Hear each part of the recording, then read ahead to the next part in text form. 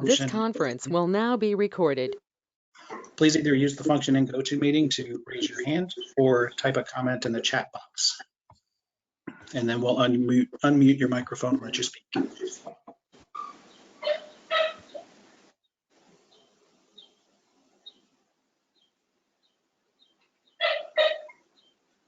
And Whitney, I hope that if a hand is raised, you see it. I'm not sure where I went.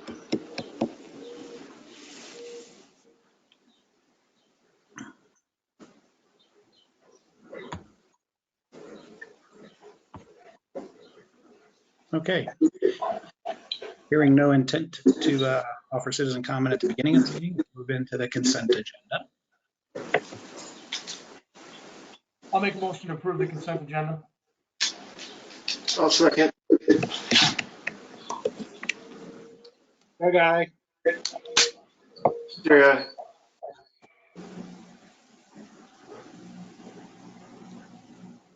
John, aye. Kathy, aye.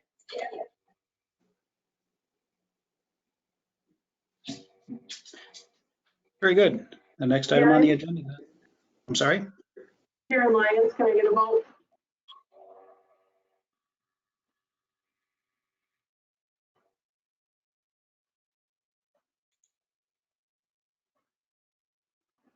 Karen Lyons.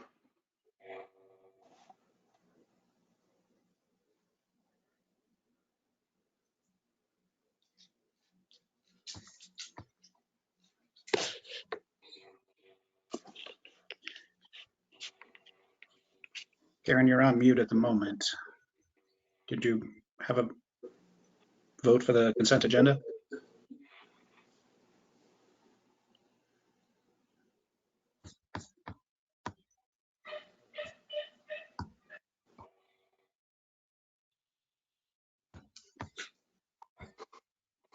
Karen, aye.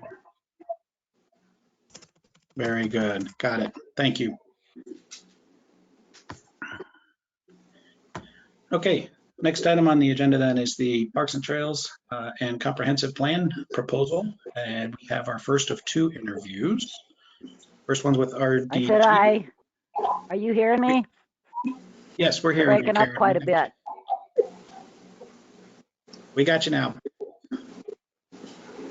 Our first presentation is from RDG with Marty is on the line.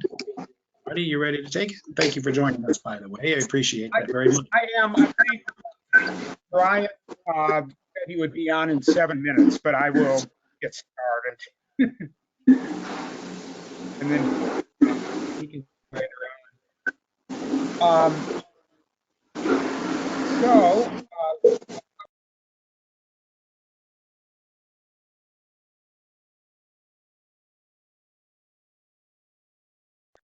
Can you hear me okay? Yes, now we can hear you. But Marty, we could move on. If you want to wait for Ryan, we could do the next couple items. I know, because yeah, 6:15 was the time I gave. Yeah, I think if you could, that would be great. Yeah, we have a couple of, Jim, there's just a couple of more or less housekeeping resolutions we have next. Could we go ahead and look at those quickly and give us a chance to get 6:15? Sure. So we'll step past 3A for the moment, go to 3B. Here we've got a resolution to provide for a notice of hearing regarding the wastewater treatment facility. And I think we've got a tentative date out there for May 26th at 6 p.m. You'll need a motion and approval for that.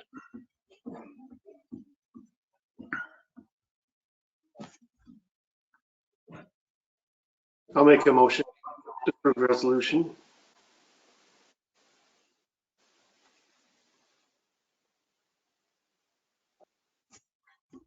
I'll second. Jerry, aye. Okay. Kathy, aye.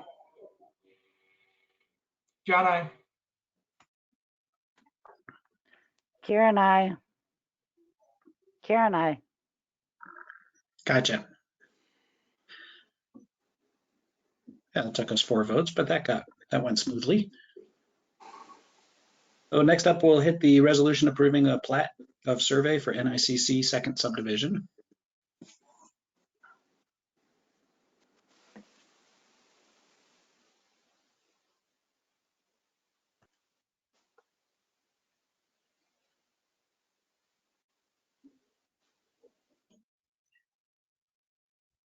Make the motion to approve the plat survey for NICC resolution.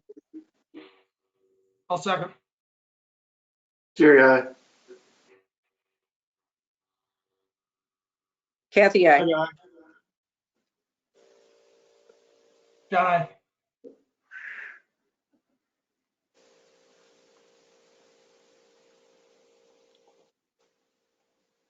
Karen, I.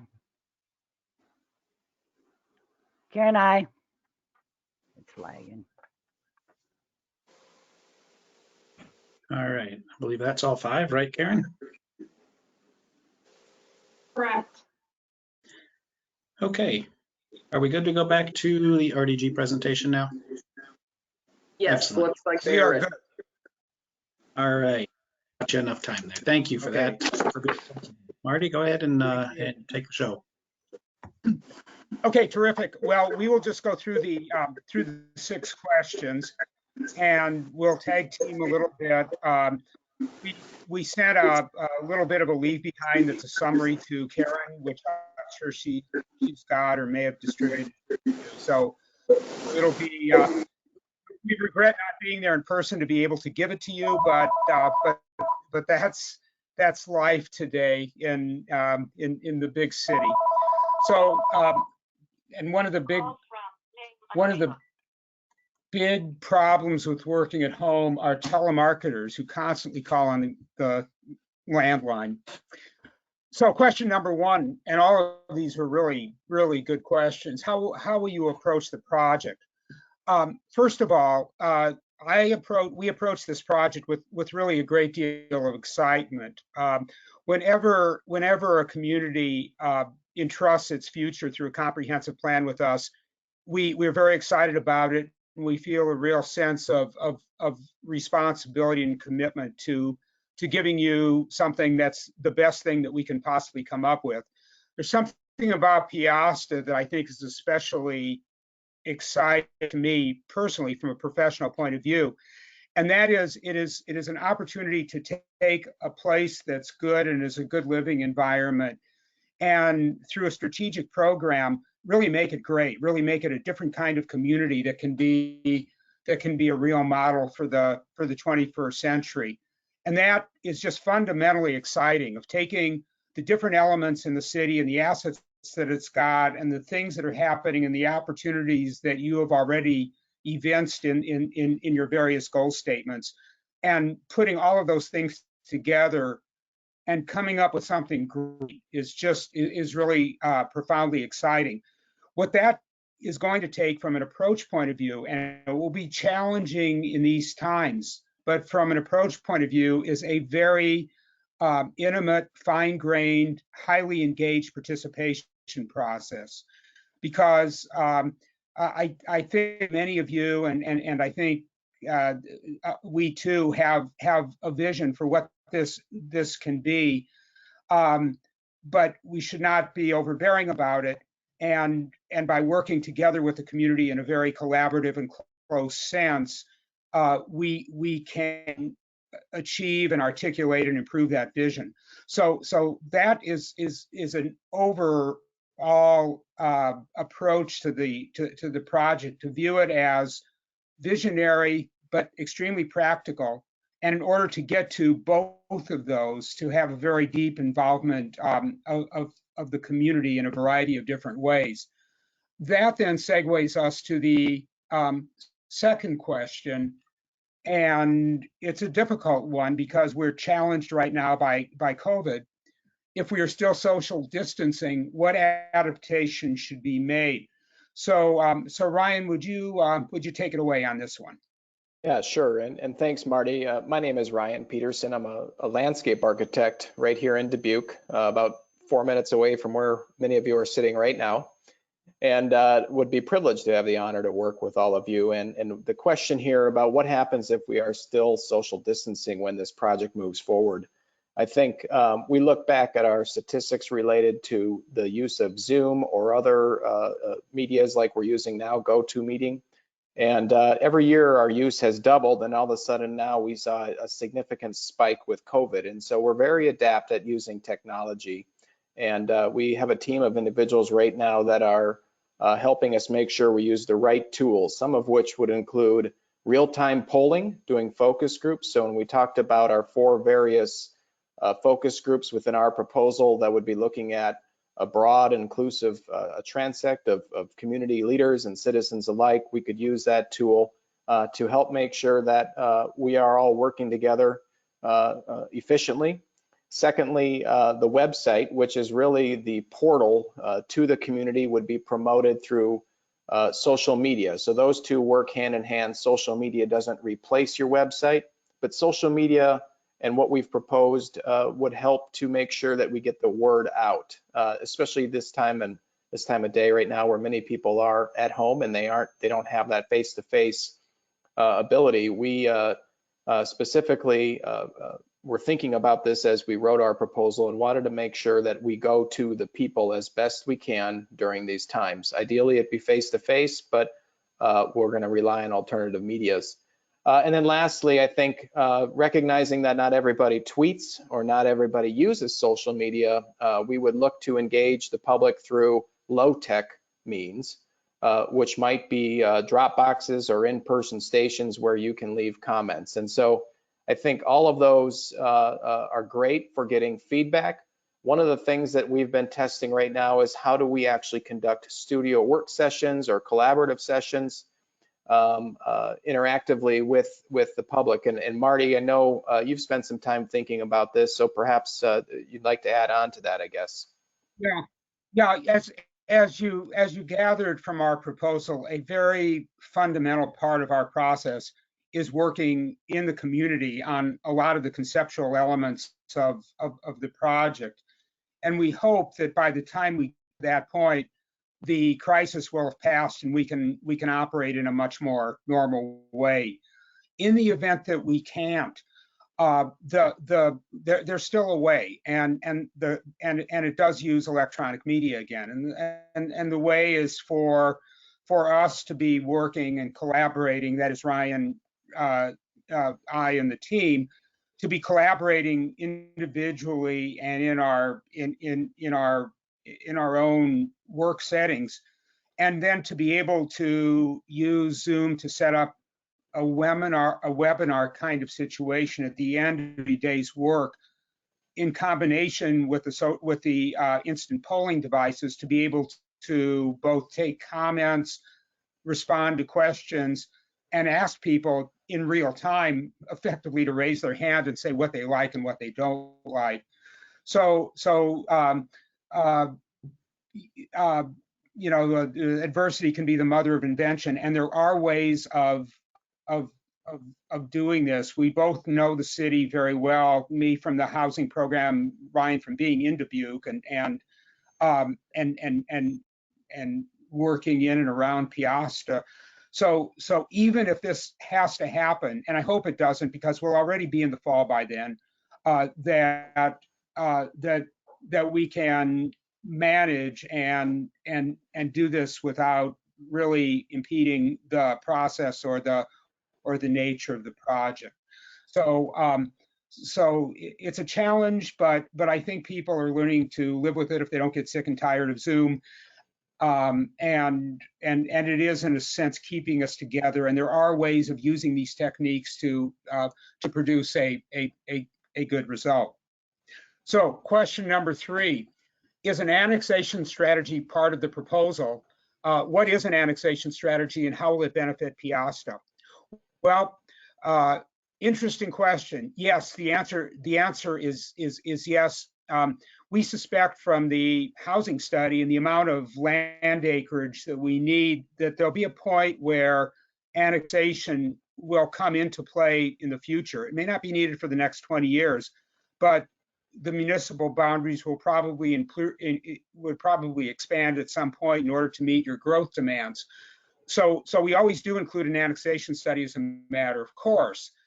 What an annexation study is effectively an examination of various possible directions for growth in the city, and then a cost benefit analysis that identifies the costs of things like roads, infrastructure, municipal operations, and makes a recommendation based on what gives you the most favorable cost benefit analysis. So the benefits of an annexation study are that it identifies future growth directions, even if those directions are long-term. And secondly, it uses an objective technique of identifying the costs of services and of infrastructure to get from one place to another to define what the best growth direction is.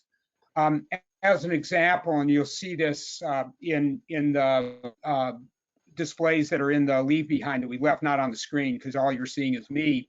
But we recently did a study like this for Dyersville, really in this case it's a follow-on to the comprehensive plan. So it looks at about 6 or 7 different growth directions that are identified as possibilities in the plan. Does, again, a cost benefit analysis of that and then makes recommendations about the phasing of annexation over time. So it is something that we think is an important thing to do as part of the implementation section of the plan, and something that ultimately is quite beneficial to the city and is incorporated into our scope.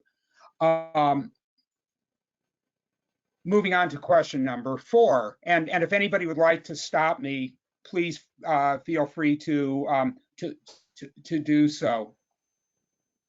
This one is near and dear to my heart. The question being, we hear comments about the lack of identity and the lack of a city center. Why is a sense of place important? How will you help us create one? Well, it is important, but it's also a bit of a cliche. To us, a sense of place is identifying the key characteristics and context of a community and helping to take a place and give it appeal and atmosphere and character that makes it special. It's one of those things that's a lot easier to feel than it is to describe. One of the things that I think is exciting about Peosta is, although people identify or say that there isn't one now, there are many possibilities for that for that in the future, whether they're Old Town or the roundabout or the development site east of Parkview. Why is it important? Well, there are a number of reasons. Sense of place or a center, and we'll use that as sort of interchangeable, establishes an image for the city. It is the place that people come together for events, for outdoor concerts. Hopefully we'll be able to do that someday in the near future. For individual enjoyment. A place that is a node or a place of special meaning creates opportunities for business and economic development. When we were in town a few weeks ago, we were talking about where would you go to have a cup of coffee with friends, or it's that kind of thing. In a city center or park context, it can encourage development of a greater variety of housing, that densities or types of housing that might not be acceptable near a single family neighborhood make sense in a self-contained center where there's a little bit of more diversity and a little bit more interaction. So that's why this is important from an image and enjoyment point of view, but also from a development point of view. Now, creating places like this are central to our work. That we have been involved over the last decade, we're proud to say, in 4 projects or 4 planning areas that national organizations, the American Planning Association and the National Trust for Historic Preservation, have identified as great places, and that is really gratifying to us. As part of the plan, and this is how we get there, we will develop detailed schemes, detailed ideas and concepts that are illustrated. So people are not involved just in planning it or programming it, but also in seeing what it might look like that would illustrate what such an environment might look like for Peosta. The final part of the question was, give us some examples of where you've done this. Well, one great example, and it's an example of using a park project as the springboard for creating a city center, is in La Vista, Nebraska, which is a suburb of Omaha. La Vista developed in the 1960s. It was actually a subdivision then incorporated, if you can believe that, and had a declining commercial strip as its primary development corridor. But no center, nothing that people could say that's where the center of town is.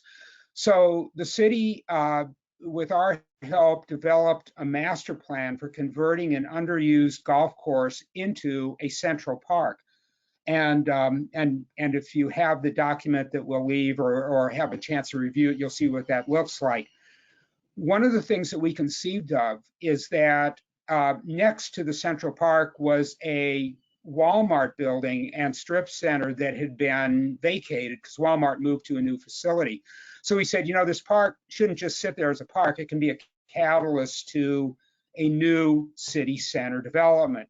So we're not involved in that project. We do continue to be involved in the development of the park. But this project is now, has a developer, it's now under construction. They're building a variety of housing and commercial types, including multifamily housing.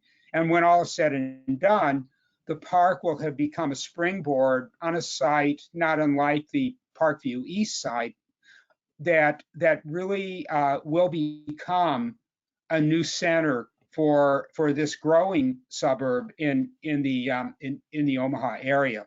Very exciting to see that, and we can't help but think that in Peosta the linchpin is also a park project.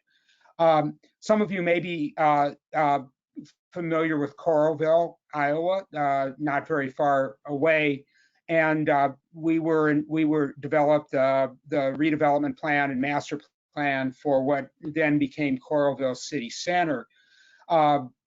In a project that's a little bit more like Old Town. It's called Edwardsville, Kansas. It's a suburb on the edge of the Kansas City metropolitan area.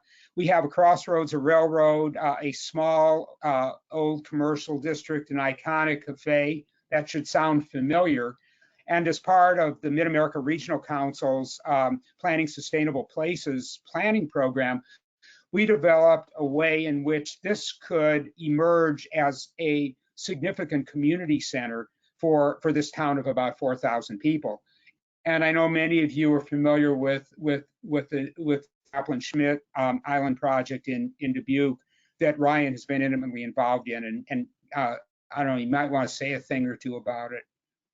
Well, I would just echo what you said. I think that there's a real opportunity for the parks to be the lifeblood of the community and to tie it together and really provide an identity. And I think as we've been working with the county on the comprehensive plan for all of the parks, we see a great opportunity for connectivity and to make sure that Peosta provides the high quality of life that many of the people who live in your community are desiring and build upon your current brand. And so all of that ties together as part of the strategy that we've outlined. And as Marty indicated, our work down on Chaplin Schmidt Island was the first step of it was to develop a unifying vision. And then the second component is the new Veterans Memorial. And we've been leading both of those efforts. So turn it back over to you, Marty, for the last, or I guess the second to last question here. Yep. Yeah, thanks, Ryan. And that also is where the trails and pedestrian systems factor in as well, because these nodes do need multimodal access. So that's why this whole opportunity is so exciting. Question number 5: how will the comprehensive plan help create the strategies to further detail the ideas that are in the housing plan? First of all, I should say that the scope of these small housing studies only goes so far, but the comprehensive plan gives us the opportunity to develop those ideas in a much more detailed and spatially complete sort of way.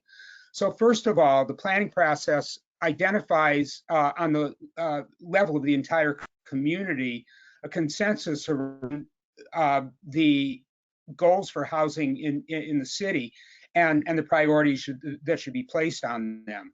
The land use plan identifies the specific locations that meet certain principles and locational standards that can absorb other types of housing. So a lot of communities have run into trouble trying to develop multifamily housing or even small lot single family housing near subdivisions where people are used to 10,000 square foot lots, and those create problems when it's done in an unplanned and reactive sort of way. So the land use plan involves everybody in identifying types of projects and areas and methods in which we can meet more diverse housing needs. This doesn't mean that you establish ghettos or limited neighborhoods, but rather different techniques that are accepted by the broad community to be able to provide attainable housing for a variety of people. In the comprehensive plan, we show illustrations again of what this looks like and how it fits in the context of different kinds of housing forms. And my own background is as a planning director and a community development director in Omaha. So we have been heavily involved over the years in implementation of housing. And finally, of course, the comprehensive plan will incorporate the work that we've done already and detail the policies and approaches and programs in a great deal more elaboration, so that it really does provide a roadmap for moving forward on your housing goals. Housing planning has been a passion of mine ever since I was in college, which was it's about 50 years ago, and continues to be a very important element of our work. So question number 6, that one threw me for a loop, and the question was, you've had the chance to review your competitors' plan. Why should we hire you instead? Okay, well, I will not say anything bad about competitors, and we hope they will return the favor, except that their fee is $16,000 lower than ours. So we have to convince you that and I don't say this humorously, that we have to convince you that we are worth the extra fee. So here's how I'll try to do it. That first of all, the program that we offer is a very robust, publicly oriented, multi-technique community engagement process. We hope that we'll be able to carry it out on site as it's supposed to be carried out. But if we can't, we can still work around that, and it doesn't lessen our commitment to engage the entire community. Yes, it's true, I won't be able to use my magical personality on people on a one-on-one basis. That's a joke. You're supposed to laugh at that, but we can still I think can get the job done, and it'll be a challenge, but we can do it. Number 2, that we offer a combination of vision and practicality. My background really is in implementation and from the public sector side. So one of the reasons when I decided to go private was I didn't like the work that we were always getting from consultants and wanted to do something different. And it really is that merger of the two, of understanding what's realistic and pressing the envelope, but not beyond what's achievable. We are very honored and gratified by the fact that most of the time when we've won awards for plans, they've been for best implemented plan, and that's very, very gratifying thing. Number 3, we are committed to a high level of detail in order to test our ideas. So when we talk about a new center or a node, we don't just do an asterisk over something and say that should be a center. Now go and figure out what that means. No, we design it and draw it and get into that level of detail of what a should look like, what Old Town might look like in the future in a way that's respectful of its traditions and what's there, so that we're able to graphically express and design an image that people can then act on.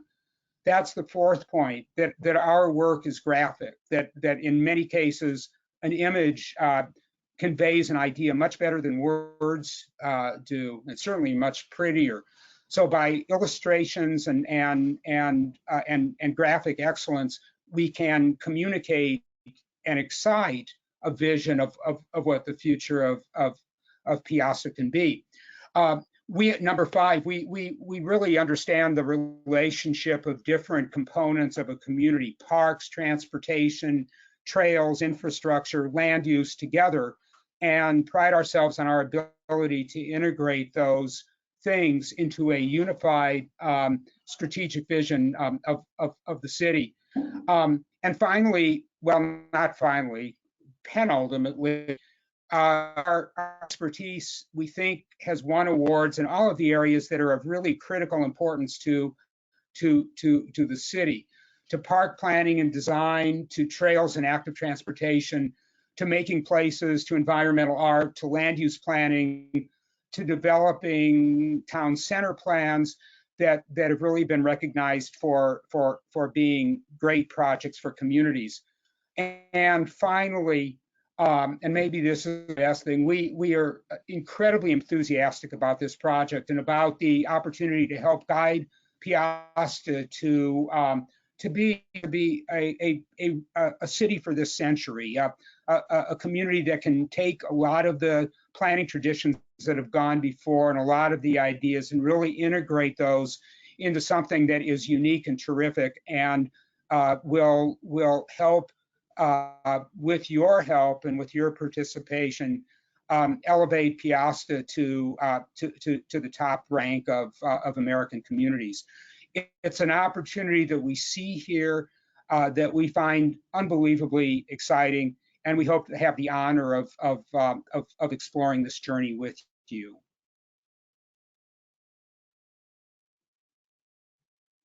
Any questions or anything else that I can answer? Hopefully we've answered your questions.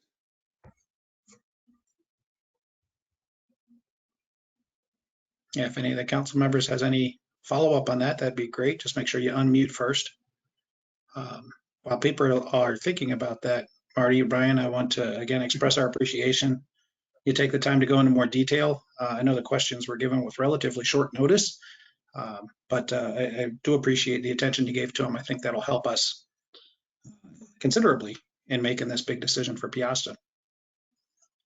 Yeah, well, they were great questions. Very, very stimulating questions. This is Ryan with RDG. One thing I would add is, I would encourage you, and you've probably already done so, to check our references from nearby. We've got very strong relationships with many of the communities in the area, and we look at it as a community of the whole. What's good for Peosta is good for the community, and so I would encourage you to do that. And then one of the things I wanted to point out is that we've put an immense level of detail within the scope of work that clearly outlines the exact deliverables and the number of meetings and the focus groups and things like that. And so this is near and dear to us, as Marty said, and we could talk all day planning. And Marty is, bar none, he is the expert.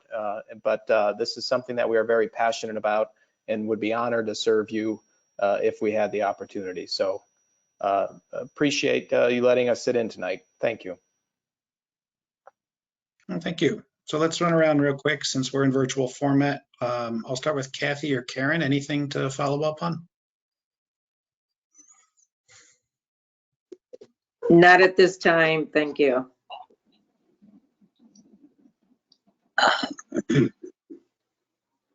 I don't have anything at this time either, but thank you. Thank you. Doug, Oh, I don't have anything at this time. John,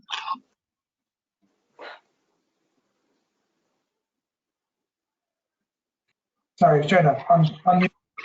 So I guess when we're all said and done with this project, and we're a year, whenever we're done with this project, you're going to be able to sit with us, or God forbid, in virtual like this, and be able to establish where our trails should be, where our parks should be, and what they should consist of.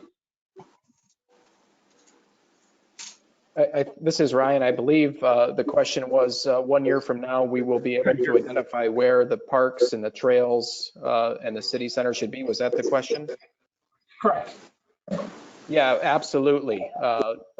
You'll see, we'll go into the level of detail to articulate, where specific amenities might be, whether they might be a bicycle trail, they might be ball fields, natural playscapes.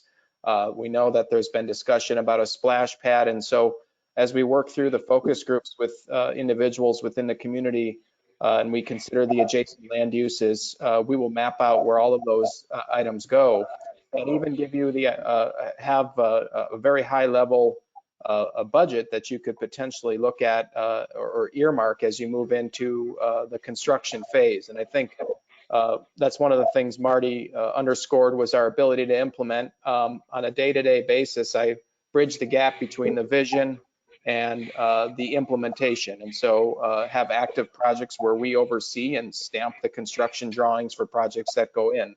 And so we very much know that what we plan also must realistically get built. And so I think the multidisciplinary team that we've brought can help you with that. And so very much you'd have an action plan and a roadmap that would allow you to go into the preliminary design phases once we're done with this. Yeah. Yeah. Also remember that Ryan is in Dubuque, and even if we can't be near people, we can be in an environment. So field work is possible in any situation. And we also had the opportunity in March to cover pretty much the entire city. So we're not totally flying blind, but we hope to God that we're out of this in a reasonable amount of time. But I think we have the ability to understand a lot of the facts on the ground. We've seen it. We do have local presence, and I think that we can, even under the worst of circumstances, execute a terrific plan for you. Yeah, Now, absolutely. one more question here is, you guys did a housing study for us. Is this something at the end of the day we'd be able to incorporate both, like, for example, a park or a trail with a specific housing need? I don't even know if that question makes sense. Yeah, absolutely. Yeah, absolutely it does. It absolutely does. An interesting. I'll give you an example of a city that we're working with that's it's not that much larger than Dubuque, but we've been doing a housing plan in Bloomington, Indiana, which is Indiana University's home, and you learn from other communities. Bloomington has developed some really terrific housing along their major local trail. And in fact, Lincoln, Nebraska has done this as well. And the trail, in fact, it becomes a spine for the community and becomes a way of structuring a significant element of housing development. So any kind of an amenity like that, a trail, a park, something that's a linear greenway, can be a real catalyst for generating housing. And so although we think of these things sometimes in terms of silos, there's a sewer plan and a water plan and a park plan and a transportation plan and so forth, they are all different dimensions of the same thing. And one of the things that I think is very important in a useful comprehensive plan, and that we have really concentrated on, at least throughout my career, has been how do you pull all those different things together into a unity? How do you solve or address housing issues through parks and trails? and vice versa. How do you use transportation to generate commercial development, to generate other kinds of housing forms? So it is a very logical question, a very good one to ask, and John, I'm pleased you asked it, because it really presents good possibilities. All right, thank you.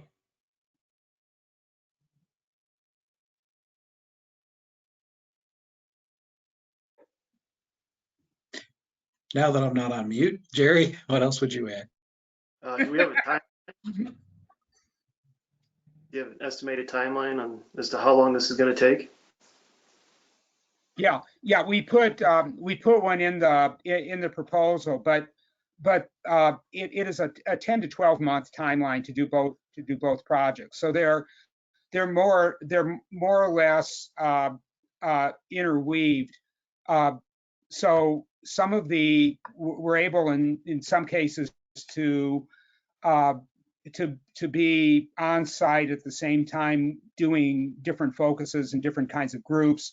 The kind of central planning studio will involve both of us working and our support staff working together and looking at different elements. Good example will be Ryan and I will work together and we'll have a lot of input ahead of that to define possible sites for a park.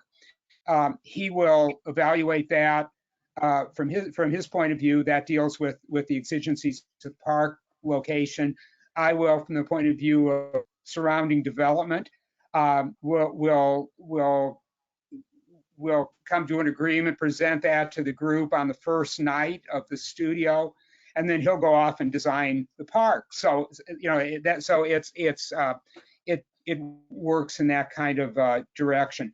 But I think the entire process, to give us enough time that we can get good participation and get you all the material and support and graphic expression that you need, and be able to involve people throughout without rushing through the process, but without it dragging on so long that it gets old and you forget where it's going. 10 to 12 months is really the sweet spot, and that's what we factored in for this project. Okay, thank you. Okay, before we end this section, I'll ask if Whitney or any of the other city staff have any follow-on questions. No, I just definitely appreciate your time tonight. Well, thanks for having us. We Yes, really thanks for appreciate having it, us. and we hope to be part of your future, because I think it's a good one, and one that we can learn from. We can teach some things too. So everyone, be well, take care of yourself, and we'll talk to you soon. Yes, Thank thank you. Thank Take you. care. Thank you very much. Thank you. Bye. Then Whitney, looking at the agenda and looking at our attendance, it looks like we've got the MSA crew on now as well. So Jake, I think you're maybe going to kick. Yeah, hold on a second though. Could we handle these annexation items? I know those attendees as well as their legal counsel are on the line. Sure. Does anybody in the council object to that? I'm sorry, I'm trying to be, I did obviously a poor job of estimating the timeline here, so I apologize to everyone. This is how we prefer to handle discussions. Jake Reif is also on the line. If we could go through that sign permit. Right, so if we can do that sign permit and these annexation things, I think we should be able to buzz through that pretty quickly and let those folks, give them the opportunity to not sit through the rest of our meeting if they don't want. Yeah, that's not a problem at all. So. All right, thanks for the flexibility, everyone. I'll take us to the sign permit next. So that's agenda item 3B as in David. Here we're looking for approval for the. I'll make a motion for the sign permit. I'll second. Jerry, I. Doug, aye.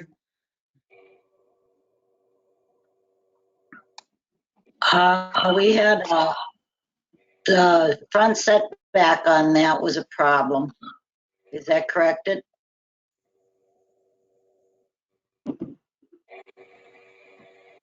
I think we talked about sending Dean out there tomorrow. Karen, is that right? I know Karen and Kelly are still online. We just, we want to make sure we get the right sort of site clearance on that. But I think we just need to go out there. We have a little confusion because this is handled in our regular ordinance, not our zoning ordinance. Karen Snyder told me tonight that there were some Supreme Court issues when our zoning ordinance was adopted, so we held off in putting that into the zoning. So it's a little awkward to have it in our regular code of ordinances, and I'm not sure that it's entirely clear. Well, if we know what kind of setback we want in the front, if that's adjusted, that'd be fine with me. Okay. Yeah, I think, Jake, if we get this approved, can you just plan to work with our touch base with our PD and Public Works? We'll put you in contact with them.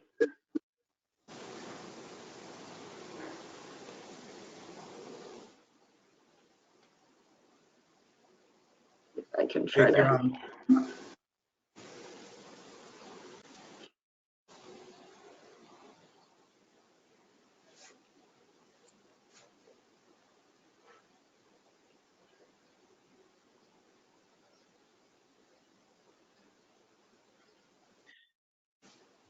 There we go.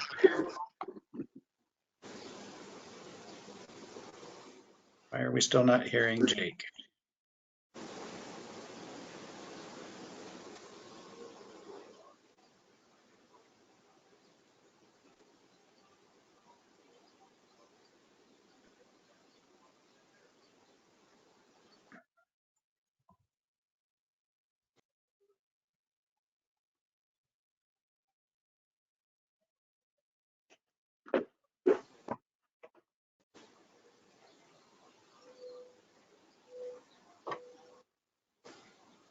I mean, I guess as long as like the council understands, we'll make sure that Dean and Mike both sign off on this. Mike, Chief, I know you're on the line. I mean, we'll just make sure we have that, like I said, good clearance. And I think we really need to get it figured out and codified back into our zoning ordinance so it's standard. Right now, there's just blanks in our zoning ordinance where sign regulations should be. And I believe, and Karen Snyder said that Pat kind of helped establish locations prior to this, so.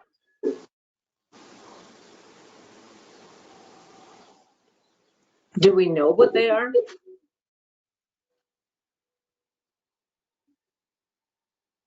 I don't think so.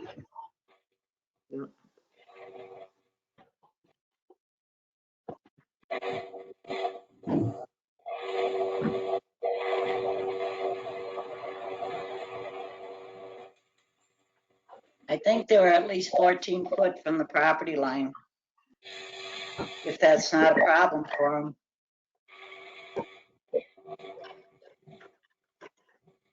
The city ordinance says 14 feet from the roadway and 8 feet from the sidewalk. Is that what we're going by, or what? Can you do that? Can you guys hear me? We can now. Yeah. I missed the part of the conversation. What's the question on setback? I think our ordinance says it has to be 14 feet from the roadway and 8 feet from the sidewalk. Is that doable? And I believe we're like 25 feet from the roadway. Well, then we got no problem.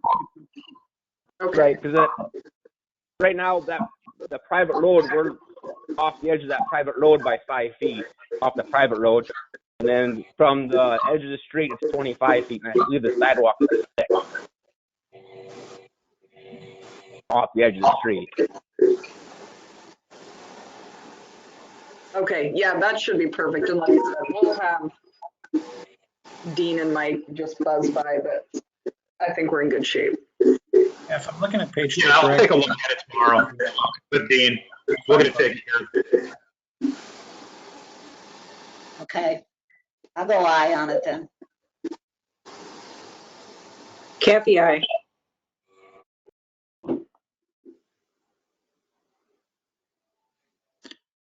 So Karen, you're going to have to fill me in. Did you get your motion, your second, and all 5 votes?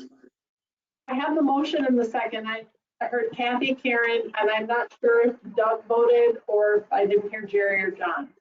Aye. Aye.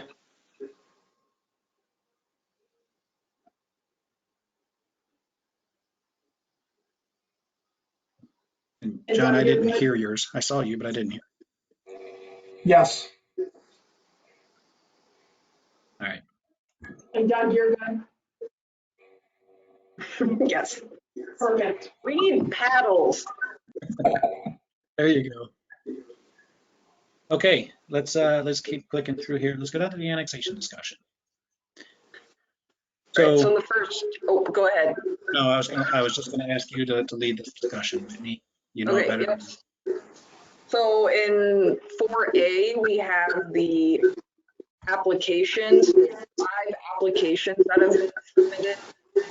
I included the map which shows the gold stars are properties that we have received voluntary signed applications for. So I would just request a motion to receive these on the record and direct the city staff to begin the annexation process pursuant to Iowa Code 368. So this action, I mean, this is just action I'm requesting to go into the record. The council will have to formally approve the annexation after all of our required public hearings, notices, notifications.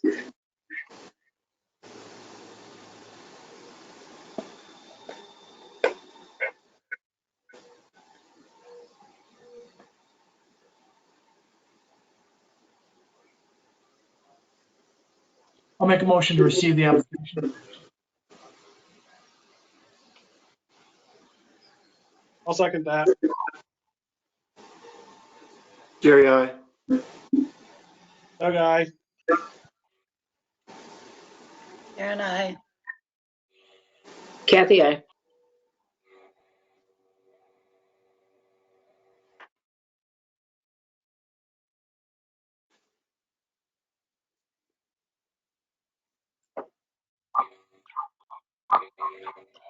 Okay, moving forward, we have 3 resolutions. They are identical. These resolutions authorize the mayor to sign the annexation agreements binding, the city into these contracts. So we have seen, you have all seen several versions of this. These formats are the final negotiated documents approved by both our legal counsel and the other parties' representation also.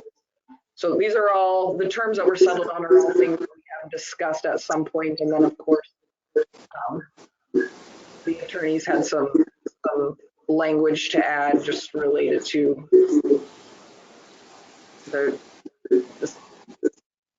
some legal stuff for the last few items, but otherwise it's fairly straightforward. Do you have any questions on those before we start these resolutions? I don't. Okay, so we also will have another one of these resolutions because I did also receive Mary Kolb's signed agreement, but it was today, so I was not able to get it on the resolution or get it on the agenda, so that will be at the next meeting again, an identical agreement.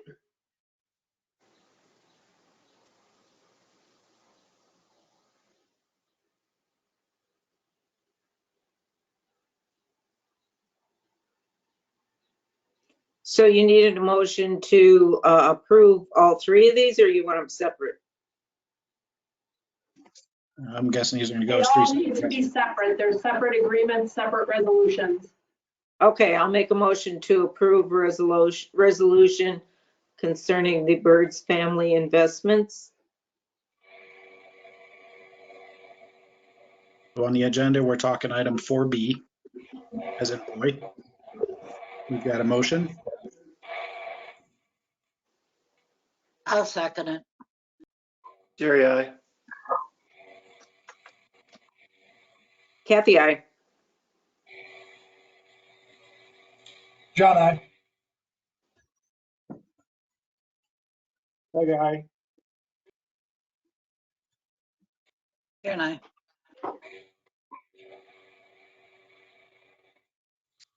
So we've got our 5 votes on that. Let's move to item 4C as in Charlie, regarding the pre-annexation agreement for Peosta mini storage. I'll make a motion to approve pre-annexation for the Peosta mini storage. I'll second that. Jerry, I. John, I. Kathy, I. Karen, I.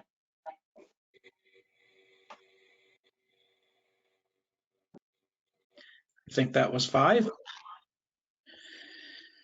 And third and finally, item 4D as in David, resolution approving pre-annexation agreement for Joseph A. and Vicky H. Stelzer. I'll make that I'll ma- motion Okay. for I'll Joseph. second. Jerry, I. Doug, aye. John, I. Kathy, I. Karen, I. All right, gets us through section 4. And I think at this point now we'll go back to section 3. We'll pick up item 3 as in Edward, Parks Trails Comprehensive Plan interview number 2. So for that, I will welcome our crew from MSA to the call.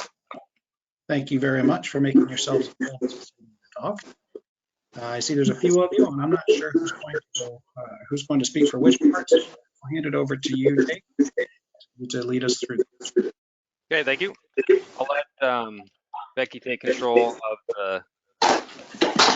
Send it to Becky, Whitney. Oh, okay. Yep. Got it right now. Okay. She's gonna control the PowerPoint. Perfect. I just made Becky the presenter. Got it. Awesome. Thanks everyone for having us.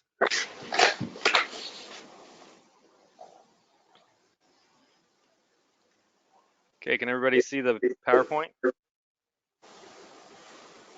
Yes. Okay. Yes. We're gonna kill our video just to avoid any bandwidth issues and then turn it back on at the end when we take some questions, if that's all right with everybody. Probably a good plan. Thank you. Okay, great. All right, so feel free to interject at any point in the presentation with any questions. We're happy to address them during or at the end. There's no need to wait. So just wanted a quick introduction of our outline for the presentation. We'll talk about who we are, the company as a whole, our team. We'll talk about introduce MSA's planning and design studio.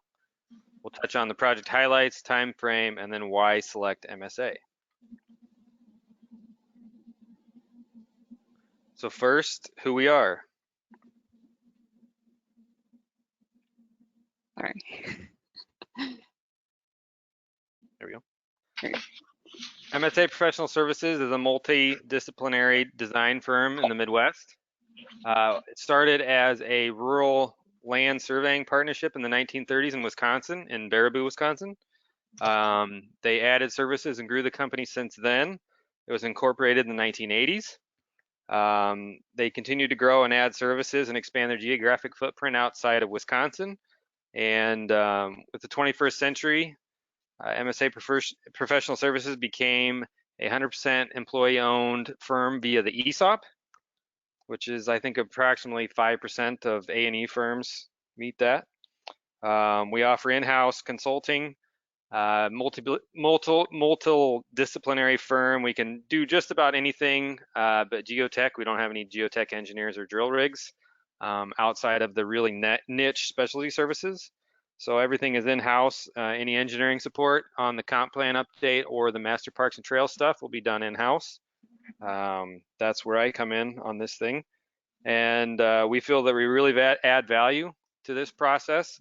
One thing we noticed when we were doing our due diligence research for the Master Parks and Trails plan was we noticed that you guys had a comp plan update in the hopper, and we approached Whitney and asked if maybe we wanted to combine those two efforts, specifically the public outreach and those pieces, and save some city staff time and save the city some consulting costs and that, and really end up with two plans and one price.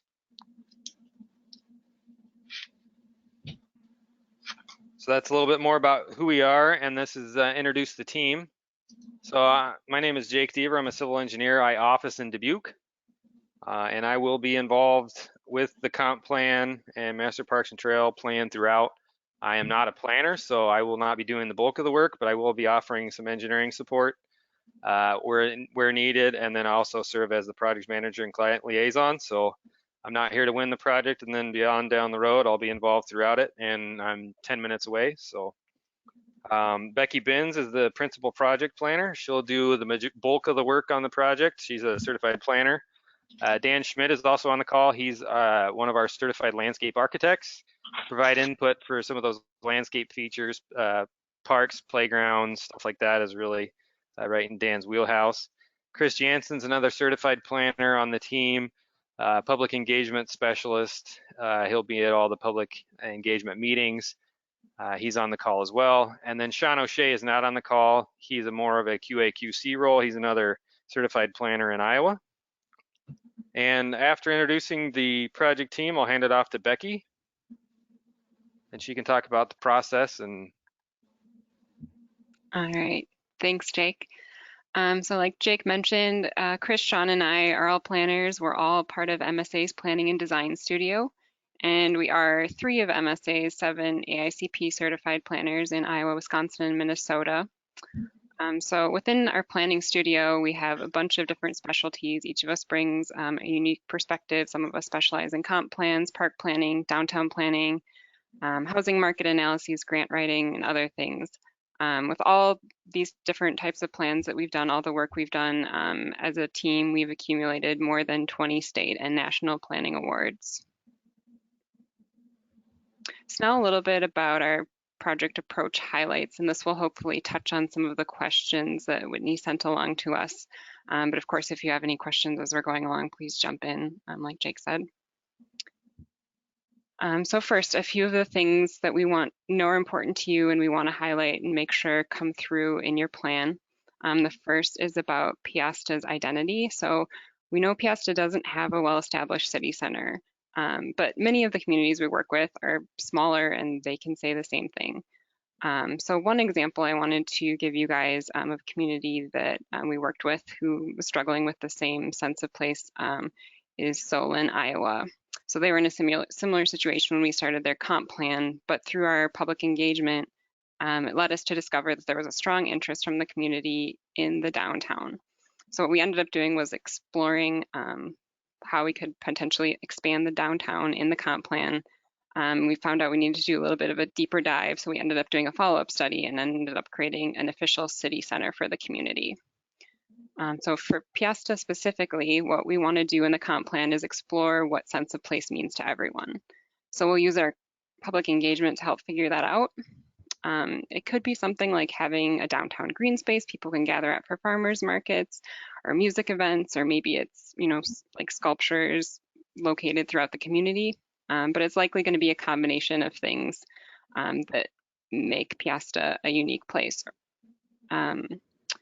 So we do want to get a strong sense of community to come through in the comp plan because it's important, because you want to retain residents and businesses in your community, and you also want to draw in new residents and businesses, and you want people to come visit your community to hang out and spend money. So we want to help you discover what makes Peosta distinct. And as far as growth and annexation, so we're going to be looking at growth projections, and we'll work with you to figure out how the city might grow in the future. So our future land use map in the plan is where we'll show future growth areas. We will, of course, consult with our engineers to see what makes sense from an infrastructure standpoint. That would be one nice thing to have in-house. We won't be doing a full annexation study, but instead it'll be more of a light version to determine if a full annexation study is needed. And we do have experience doing annexation studies. In Iowa in particular, we've worked with Asbury since the 90s, and we've also done work for Tiffin, so we do bring that annexation experience as well. As far as Parks and Rec, so we'll help you identify what your park needs are and how to fill the gaps that we find. So we do a geographic analysis. We look at maps, look at where there are areas in your community that might be deficient as far as different types of parkland. We'll do a qualitative analysis, which is more of our survey, talking to people. What do people in your community want? What are their needs right now and what might they be in the future? And then that will also involve a quantitative analysis, so we can look at total amount of parkland, and we can compare that to National Rec and Park Association standards. NRPA also has standards for staff levels based on persons per square mile in communities, and they also have the same standards for park amenities. So those are really helpful when we do park plans, and we'll also incorporate that. The fourth thing I wanted to hit on was we know you guys just completed a housing study, so we want to definitely incorporate that into the comp plan. We know increasing the inventory of housing for workforce housing and senior housing is important to you guys. So what we want to do is just focus on that housing study, elements that were important to you guys, things that you liked from the housing plan, and use the future land use section of the comp plan and actions and strategies in the housing element to help you get the housing stock you desire. So some examples that we've used in the past in other comprehensive plans that may or may not work for Peosta for these specific types of housing, that could be strategies or recommendations. So for senior communities, one thing would be on the future land use map and associated policies, putting this type of housing in locations within walking distance of commercial amenities. We know workforce housing is typically very hard to get built for a number of reasons. One of those being financial feasibility isn't always there. But we can help encourage this type of housing regardless through recommendations.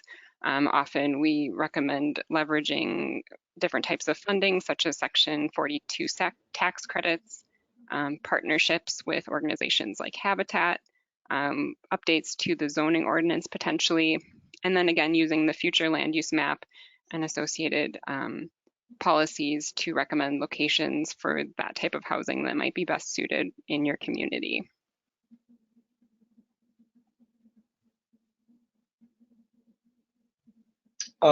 This is Chris. Thank you, Becky. So one of the other things, like Becky said, we weren't going to run through everything in the proposal, but we did want to hit on some of the more important pieces. And one of those is engagement, civic engagement, community engagement. How are you going to build this plan and bring people on board at the beginning of the process, involve them throughout the process, keep them excited in it, and then the idea is that in the end, they help you implement it, or at least they don't stand in your way for the most part of the things that come out of this that are part of that action plan. So we've included a diverse level of participation that engages the community, identifies critical issues with the community, which includes you folks and the Planning Commission and all of these other groups and the general public that would be involved in a number of different ways. Again, customized for how you anticipate people interacting, and will be flexible in this as well, because sometimes we get to a point where we need to send out another online survey because we didn't get a demographic that we wanted, or we need to make sure that we have some different type of questions that reach a different conclusion to help us out. So being flexible in that is part of it. But ultimately, a creative and interactive engagement process that ensures that you have this public dialogue throughout the process, that people are engaged at the beginning to help us identify issues, to help us identify opportunities, and they're involved at the end when we're putting together that future land use map and the action plan. We also want a process that teaches about the purpose and the goals of comprehensive planning. A lot of people who get involved in comprehensive planning meetings tend to maybe have not gone through the process before, or maybe they have somewhere else, or they've done some strategic planning or something to that effect. But part of what we do is we kind of try to bring everybody up to this, kind of a common ground level so that then we can really get good input on what they feel they want to see out of the comp plan and how the community can work together to improve quality of life. And we do that through the tools and the meetings that we have put into this engagement plan for you. Finally, traditional and dynamic approaches. So traditional are your traditional meetings. So we have some of those in there, and hopefully we will have a chance to do those. If not, we have a ton of online options that we can use. We're doing one right now. This is fantastic. To be honest, I mean, I wish we were all together and we could smile and shake hands and do that kind of stuff.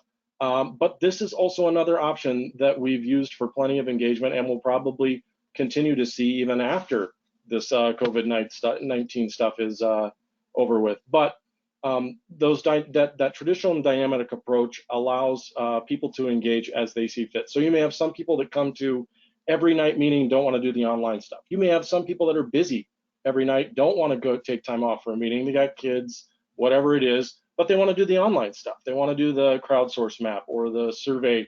They want to do the online open house or the online kickoff meeting that we've set up. But basically, we want to reach all of your diverse stakeholder groups and give them the opportunity to participate. Go ahead, Becky. Again, the engagement tools, Comp Planning 101. We'll do a project website. That's probably one of the more important pieces to begin the process. And I know one of the questions was, what can we do to begin this process? Well, we started a couple plans. Central City is one I'm working on right now, where we built the project website.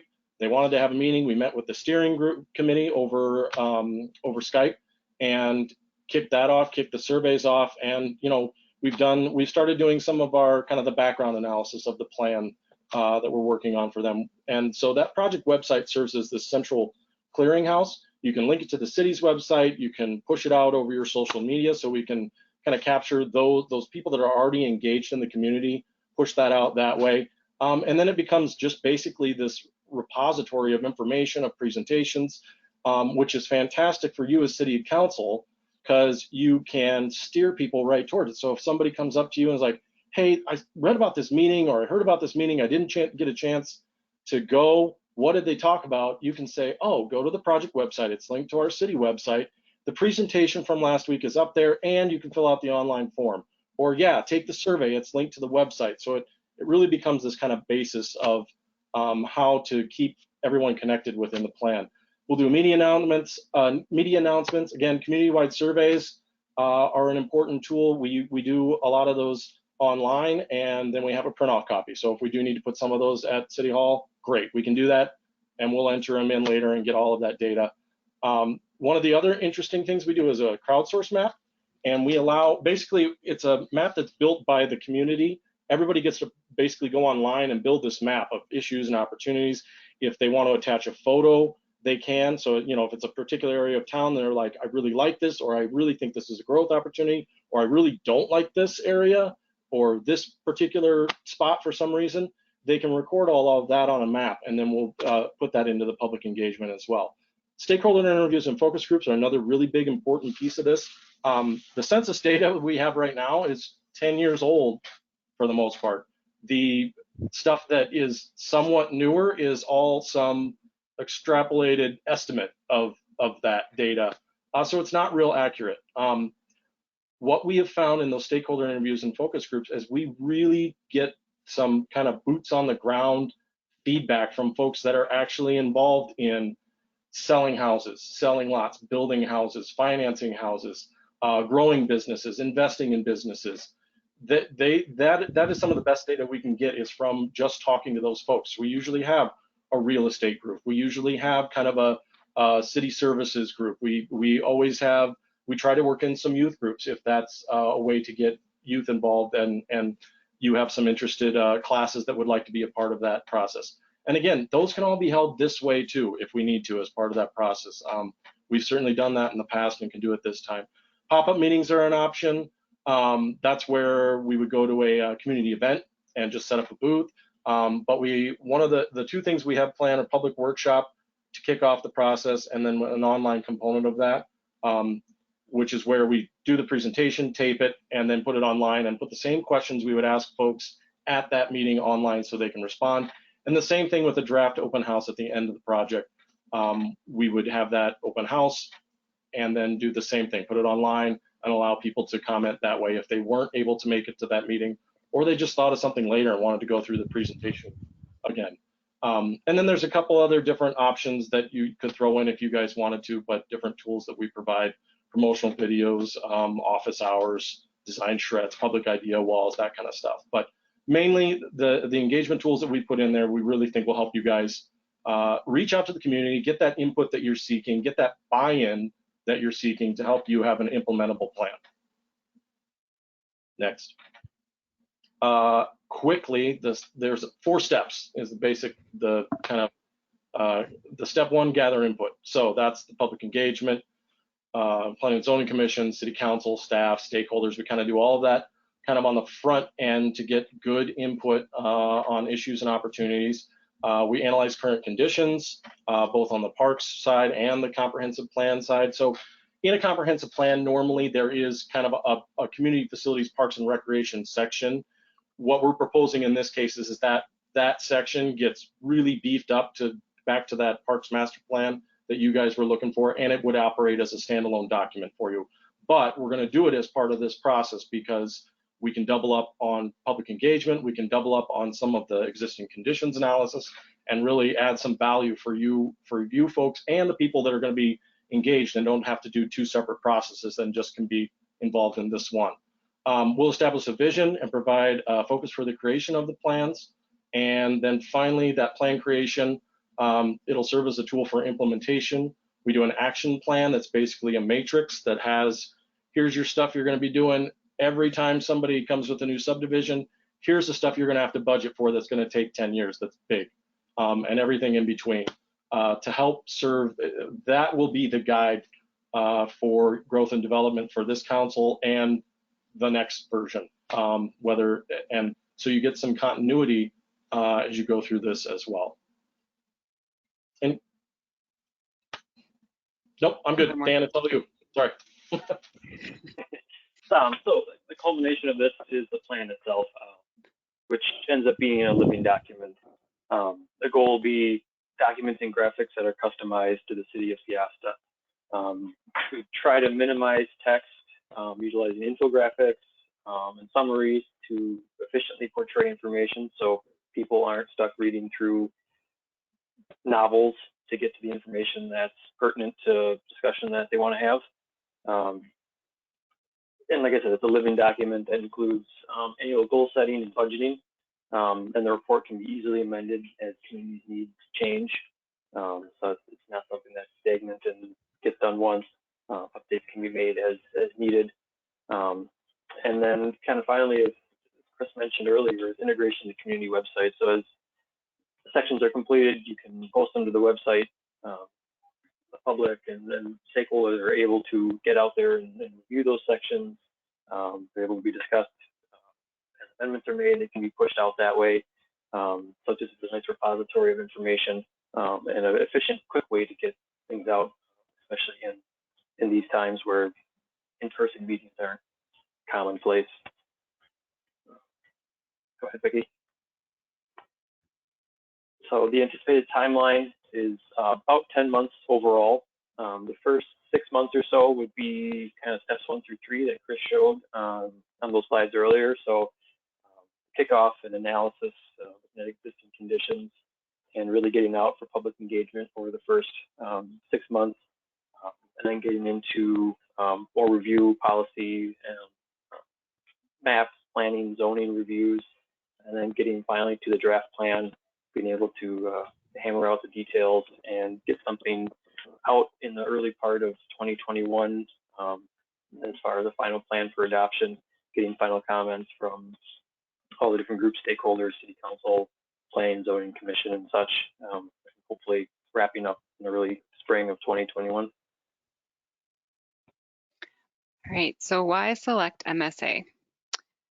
So first of all, we're professional planners. We are in part of the planning and design studio, but we are backed by a full service engineering design team. So if those kinds of questions come up, an engineer is just a phone call or a few hundred feet away from us.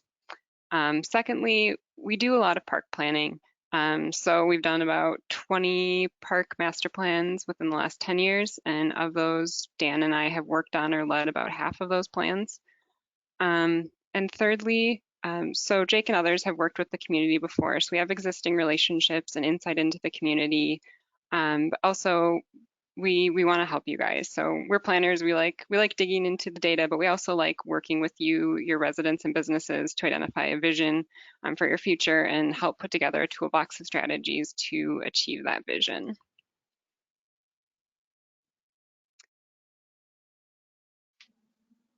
And that's it, I guess. Ta-da. We With would that, be we'll open it up, come Yeah, back on sorry, video, and open it up for any questions or specific items any council members would like to touch on.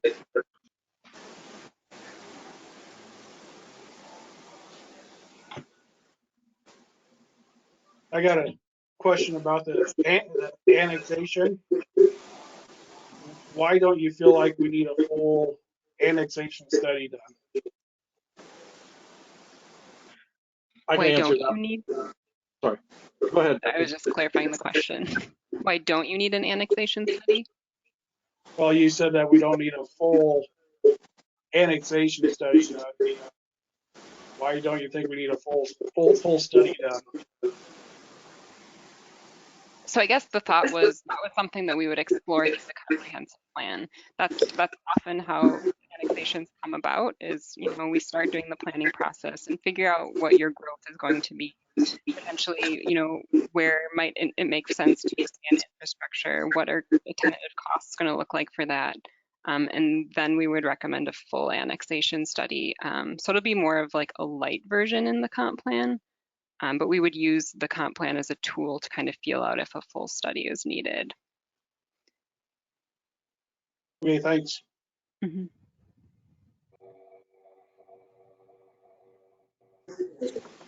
This is Kathy. I'd like to thank you for the great presentation. You went step by step and answered questions in the presentation that you anticipated people would have. And the fact that you've done a lot of parks and plans. And do you work a lot with smaller cities as opposed to major metropolitan areas? Yeah, I would say a majority of our clients are small to mid-sized community. That's really MSA's bread and butter, is those smaller communities. Yeah. You mentioned Central City and Solon. How big is Central City? Do you guys know? Chris or Jake, Chris do you does. know? Sorry. Offhand, I want to say 17, maybe 18. They're not so huge. very similar in size. Yeah. Yeah. I would say most of the comprehensive planning, occasionally we'll do a bigger plan. I'm working on one with the city of Norwalk right now, for instance, which is a little bigger and but has a lot of growth issues as well. Same kind of stuff, you know, bigger, same problems, just a little bigger to some degree in some ways and not in others.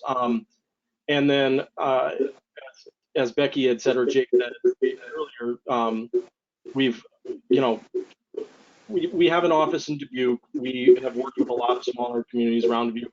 Occasionally you do some work.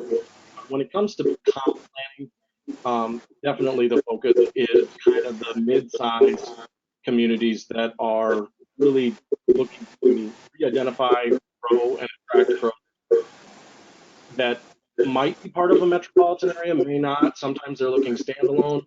Solon, for instance, you know, that it's a good example. I think they had a downtown somewhat. It wasn't getting a lot of attention, and they started to see a lot of commercial development on Highway 1 that goes south to Iowa City. They're getting a lot of people that are, you know, wanting to live in that smaller community, wanted a good school district, wanted, you know, some of those amenities, but also wanted the downtown. So they wanted to refocus. They did that as part of a comp planning process, and then went a few steps further after that to. I feel like I'm really choppy. Is it? No? Okay. I'm getting it. Okay, good. Sorry. I couldn't tell. I'm getting feedback. I feel like it's choppy, but yes. Yeah. Small communities are definitely, as Becky said, bread and butter. Yep, that sounds good. Thank you for the presentation. So this is John. In this, you've talked a lot about the comp plan. One thing that I was more interested in is the parks and the trail systems. When we're all said and done, we're looking at this a year from now. Are you going to have a specific plan where a trail should go through town, where a park should be, and what they should consist of? Yep. So that would be the main, the end result of the park plan. So we're going to do, there will be a map of future trails and future parks map. And that's going to be the result of all those different types of analyses I talked about. So you're going to have a trails route, you're going to have those future parks, and we're going to talk about amenities that might go in those new parks, maybe amenities in existing areas that the community needs as well. So there'll be map and associated text. Right, we roughly have that budgeted out on what that would cost. Well, like, will there be an action plan with how much those? We want to put this trail in that goes from here to here. It's going to cost us roughly X amount of dollars, or this whatever, 4 basketball fields. It's good. That would roughly cost you X amount of dollars. Yep. So we'll have cost estimates for like planning cost estimates for all of our recommendations. And we have very vast experience with not only planning for the parks, but implementation. So we have a really solid background for conceptual cost estimates and what it's going to take to actually get to see it on more than a piece of paper. So. And that kind of brings me to my question. Do you have an example of the project website that you guys mentioned? A live version that we might be able to review? Yeah, there's one for Thompson, Minnesota that is live right now. Central City is still with the steering committee, so I'm getting comments back from them. Norwalk is the same. We went out and shot a bunch of aerial photos and are working that into that project website. But I can certainly send some of those links on there.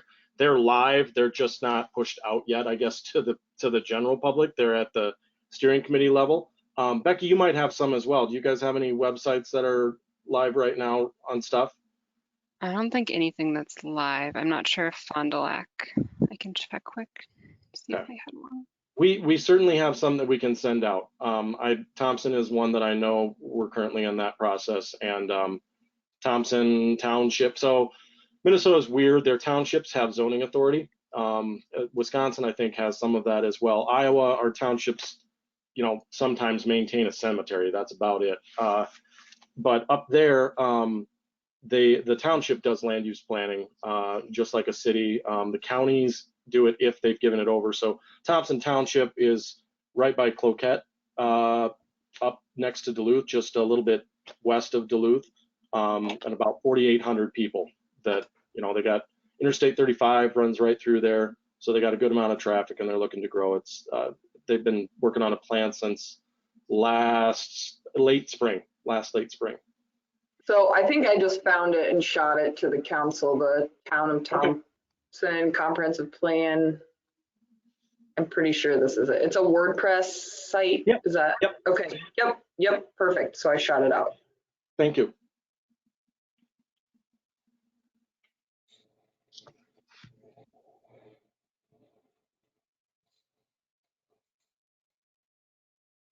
And now there's 6 people all looking at their cell phones.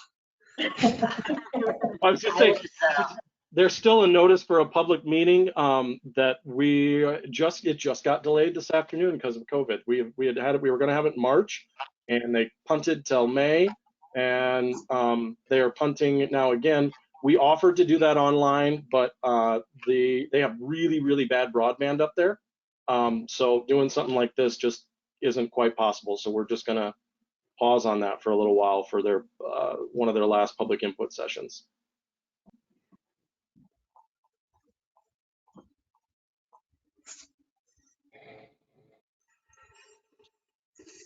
I kind of skimmed through the comprehensive plan for Solon.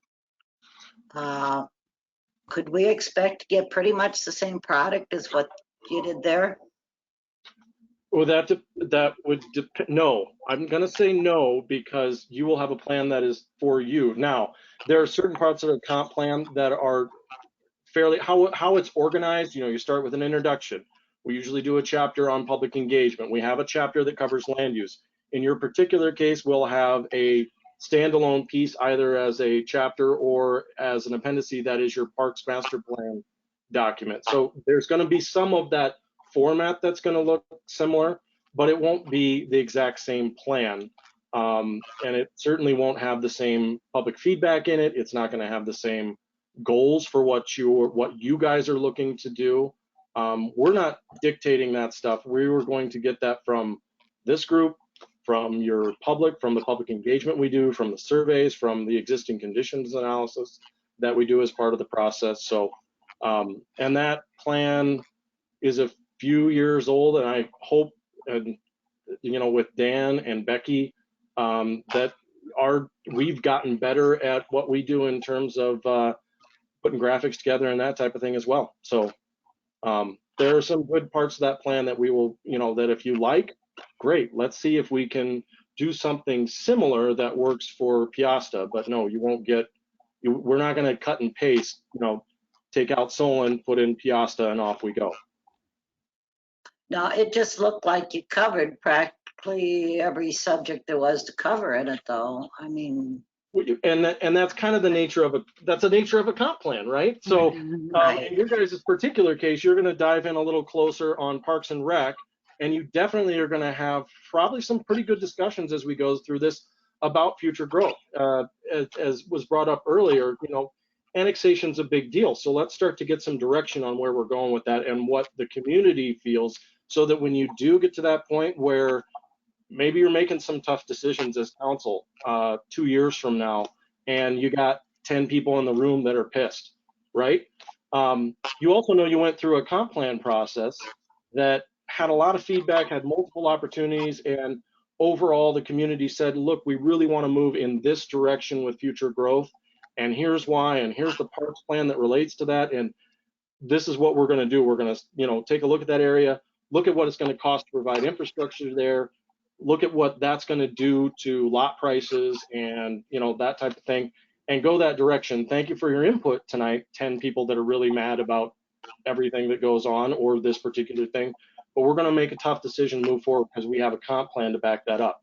Or as city council, you can make another decision because you're elected officials, and that is your job. This will be a great guide, and it'll provide you a lot of public feedback to help make your decision-making process more comprehensive in that sense, because it'll have that background, but you're still elected officials. You still make that decision in the end as that representative of the people. Thank you. Yep.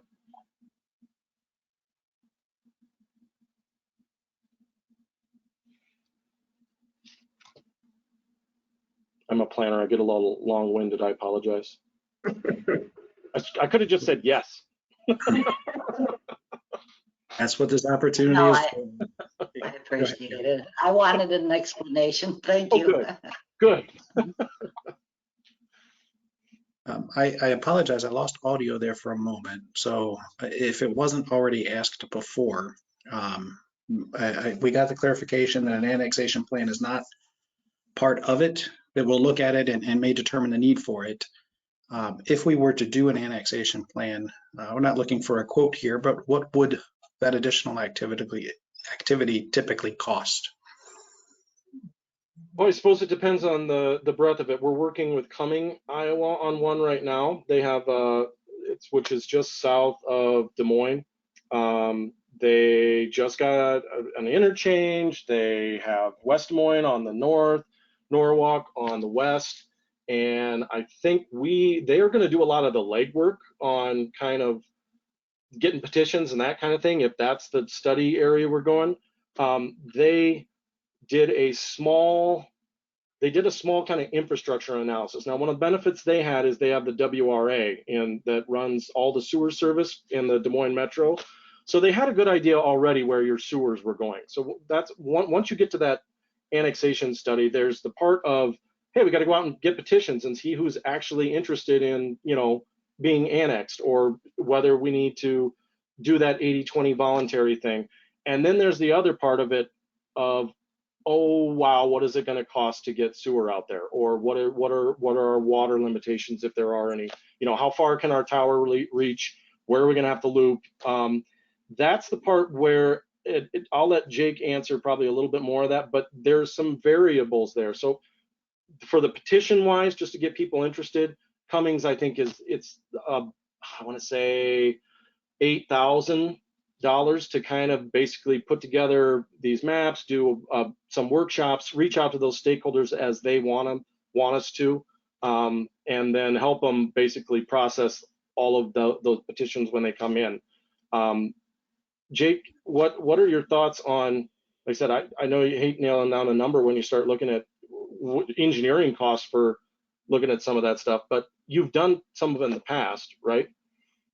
Yeah, if we're just talking conceptual level stuff, it's just, you know, the conceptual, I think the bird stuff was $1,500 or $2,000, I think is what we spent to put together a conceptual figure for what it was going to look like to extend that. I mean, if we start talking about putting together a hydraulic model of the water system, because we're going to add, you know, potentially 150 houses over here, and we want to make sure we don't need a booster station or another tower on this end of town, then obviously it's going to be more. But for a sewer watershed, to figure out what you can service with an existing sewer, you know, if you got an existing deep interceptor, or if we're going to put in a lift station 20 foot deep, we can generally use publicly available LiDAR, the elevation data, and come up with a sewer watershed. The water, depending on if we need a hydraulic model or not, that can float, you know, $5,000 plus or minus. Which I want to go back to. It's important as part of this process to identify, as you guys as a community, where you want to grow, and then look to invest your resources in going that route. You know, as far as kind of run this whole, like, okay, we know we're going to have to grow we're going to have to annex to grow. Where is that most feasible? Where are people willing to do that? Where does it going to be best connected to our community, both on the land use side, the transportation side, as well as, you know, your parks and rec, quality of life, that kind of stuff? Like, where does it make sense to do that? And then once you have that plan in place through this comp plan process, then you can really dig in and say, okay, here's what it's going to take infrastructure wise.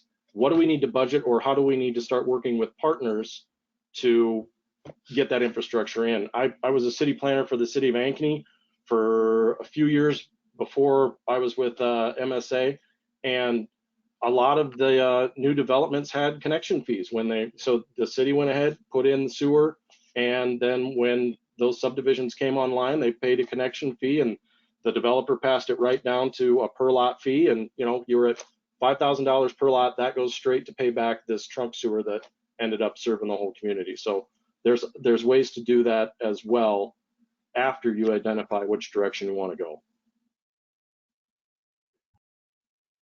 Okay, thank you. Well, I'll do like we did before, but we'll try to do it in some kind of a reverse order. Jerry, anything to add? Nope. No, I just had that question on the project website to see kind of, you know, what else they had to offer and what their current projects look like. So thank you. John? The only other question I had was about the parks, kind of like the finished product, like I appreciate you guys' time. Doug? No, not at this time. All right. Kathy? No, my only other question was about the parks also, and John covered that. So thank you very much. Great. Karen? No, I don't have anything else. Thank you. And how about the city staff? I just want to say, I mean, as we're talking about it, I think we can probably put some serious thought into integrating that annexation portion. It's going to become pretty important. I know Jake's probably aware of this, but I think the rest of you are. Do you realize you guys live in Wisconsin or is you Iowa? Okay, you must be Iowa. So we have 3 pretty large subdivisions right on the outskirts of the city, and one of them is actually already connected to, we're already providing water and sewer. We also have a pretty aggressive metropolitan to the east, so I just think, I don't know that getting this done and then doing an annexation study after that would make sense for us. It might work best, and that's a conversation we can have if we go that route. But I think just to maybe give you guys a head start on noodling it, I'm quickly learning that I think these annexations are going to play a pretty big part in the next couple of years here. Are you guys, and may I ask a couple questions off of that, I guess? Yeah, absolutely.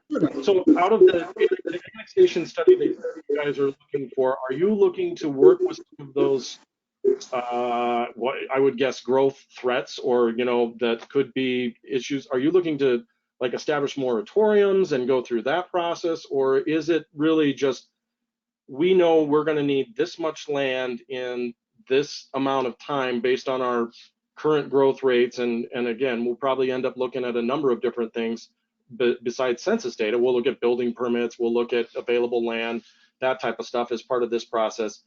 The annexation study, I guess the end result that you're looking for is X. It's more of, well, and what I need, I guess I can speak from a staff perspective. I need a strategy. Okay, which of these do I tackle first? We don't need to annex to grow. We have 200 unbuilt residential lots right now. So we're served for the next 10 plus years. Okay. And we have some additional properties. So we have a little bit of a defensive play that we need to make because these subdivisions are on the east side, so they are closest to Dubuque. So I don't know if a moratorium is the right word, but some kind of mutually understood boundary, and maybe that's a dream in the planning world. I mean, I'm sure those get blown up every day, but that would really be a great point for us. And then I know like Dubuque's annexation study, which is not, it's in some, it wasn't totally, stuff that's going to happen tomorrow, but they showed them curling around south of Highway 20 under us. So strategy for those 3 subdivisions, and then again, sort of addressing this ground that's currently in ag, owned by some local farmers that's south of the city are the priorities as I see it. So okay. I'm not as concerned as the interface with the homeowners. I've had some really good conversations with their associations. I know that they feel like they're part of Peosta, so like they wouldn't be happy either with getting caught up in a Dubuque versus Peosta scuffle. So I want to make sure that we don't miss the boat. I'm afraid that if Dubuque decided to act, I wouldn't know till it was too late. Sure. Okay. Have you guys had any discussions with Dubuque about boundaries? I'm scared. No, I should. I need to. It's kind of one of those. It's something that needs to happen, and then it's just not the hottest fire. And now coronavirus is here, so I would say those boundaries, they can get established, and if you do them through a 2080 agreement, I mean, we see them, fairly commonly in communities that are working together. That understand that really we can only service this much, or we're only going to grow this much. Now, you don't do it in indefinite. You have basically a sunset on it of 5 years, 10 years, and maybe you reassess it at that time. But so when I hear annexation study, I think immediately to the point of infrastructure, like in looking at what the costs are going to be to put infrastructure into that area, not just more of the general, and I don't mean to say the strategic approach that you're asking for is something that we can absolutely do as part of this comp plan, to give you some simple steps of like, okay, here's the 4 threats you have to growth and the ones that you need to head off now so that you can preserve growth, maybe not for this plan, like you said, if there's ample lots open, but what about 40 years from now, 50 years from now, when all that, what's not there is gone, and you're bumping up against somebody else. And like you said, I've looked on the map and driven by. It's hard to tell when you're driving by on 20 where Peosta stops on the east side, and where there's just kind of large, or if it's larger lot, kind of the rural subdivision sort of stuff. That strategy we can do as part of this. Now, if you want to jump to the next level of having us go out and discuss with people, which it doesn't sound like you are, or diving into, okay, we're going to bring on these 40 acres, what's that going to cost? Well, to be honest, if you guys are looking 40 years from now on some of that growth planning, there's no point in Jake doing a cost analysis for that anyway, because 20 years from now, costs are going to be totally different.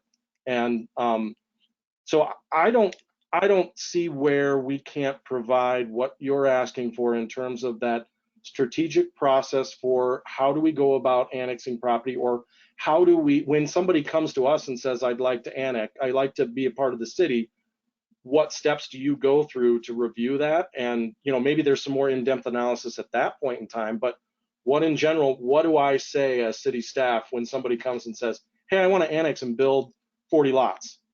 What do you do? Where do you start? I don't see that as something that wouldn't be part of what we could do for a comp plan, because we know the process. We just need to put it in a context that's going to work for you and provide it in that way. Yeah, that's definitely the most valuable for us. And I know, I think I could talk to Jake too. I mean, there's just one subdivision, Birds Acres, that's closest to town. That's the one I guess we would all probably be most interested in knowing what sort of dollars we're looking at. But again, Thunder Ridge already has all of our services. And then that just leaves Thunder Hills, which will likely be the last to come in. So the strategy is more valuable to us at this point. Okay. And Jake? We could talk to Jim. It was before my time, but back, 15 years ago, when Asbury and Dubuque were going through the court systems on annexations, we were on the Asbury side. And I believe Jim was probably in the middle of all that. Jim Holtz, another certified planner. I could talk to him about that and see lessons learned that route too. So.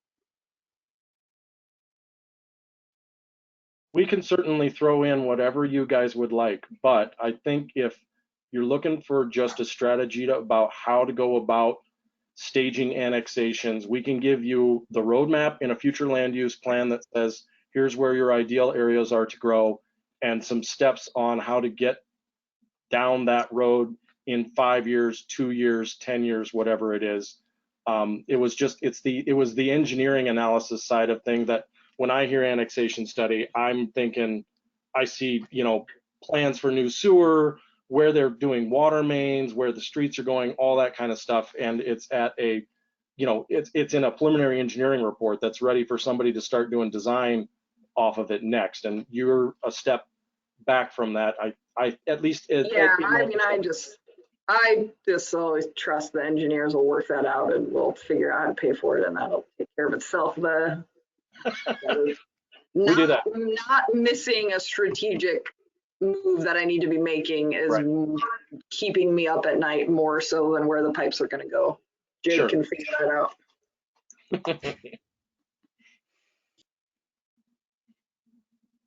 Well, good. Thank you. So Whitney, anything else from you? No, that's good. Thank you guys for your time. Okay. Any of the other city staff have anything to add?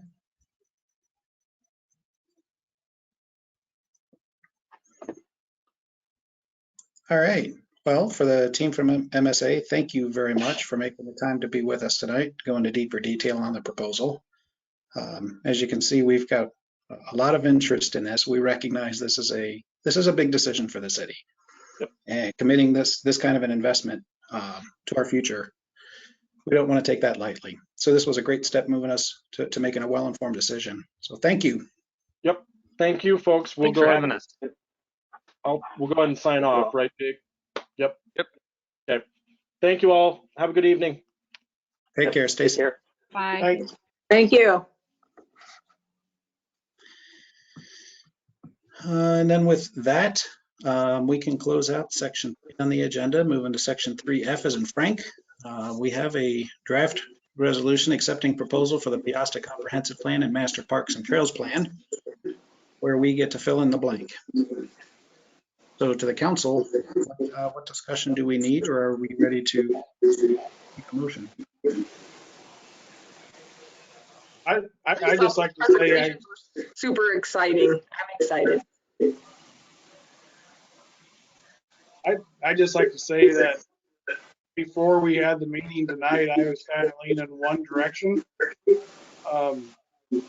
Because I felt like they took us down our roadmap further and a longer side of everything. But, and I'm sure people ain't gonna like to hear this, but I would prefer if we vote on it the next meeting, to let some of this stuff sink in.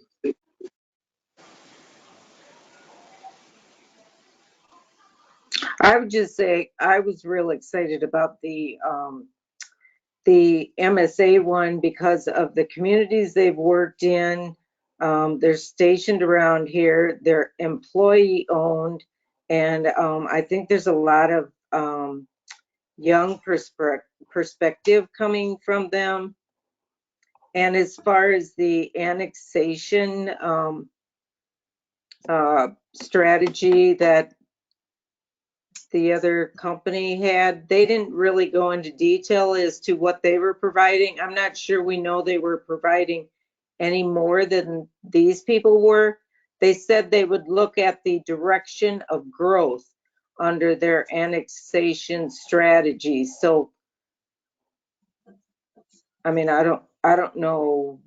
That sounded very similar to me to what they were proposing in the MSA one.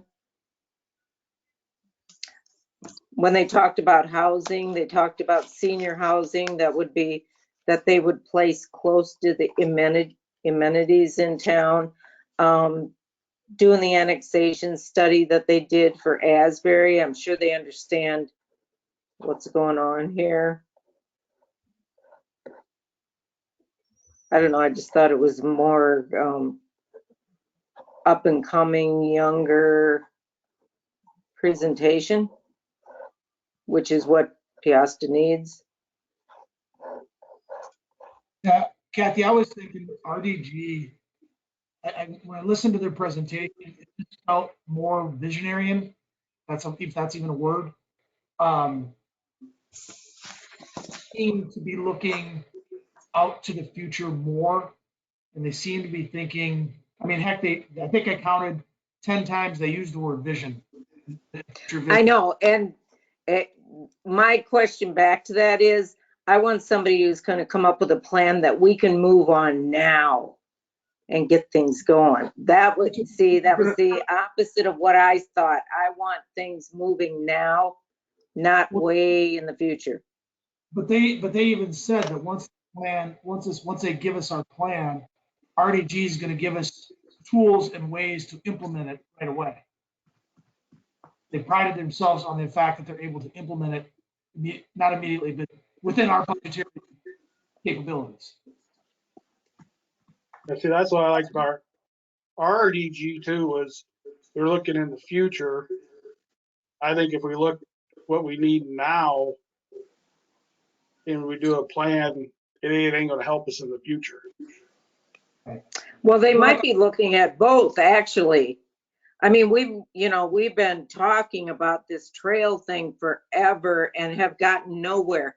Like the past 2 years, we've put $100,000 each year into the parks. What have we done with that $200,000 so far? We've done the disc golf. MSA's actually done the trail map for the park. Yeah. So, and there's been a lot of actual volunteer work and service been put into the park for cleaning it up, and a lot of people donate a lot of their time. Right. Sims and a whole bunch of people did. So, right. The money's not going to waste, for sure, but. Right. I was just wondering what we used it on. And the other thing is, I mean, we've talked about, implementing this trail, and that's the first thing on everybody's list when you ask them is, why don't we have one?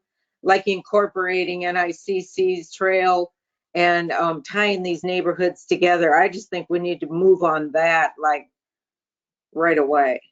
I agree we have to move on, but we want to have a comprehensive plan to do it. I just don't want to put, I don't want to put a trail that goes from NICC to wherever and then realize, crap, we probably should not have done it there. You know, let's get a plan like they're willing to do. Well, we don't know that we're not getting that. Well, we don't with have it them. now. I mean, okay. We're talking about two different things. 'Cause I know what you're saying. You didn't want to just jump forward and do that without this comprehensive part of it. Yeah, I understand that. Yes. It's just the part that I would like to move on first when they're finished. I would be very interested to see what their plan,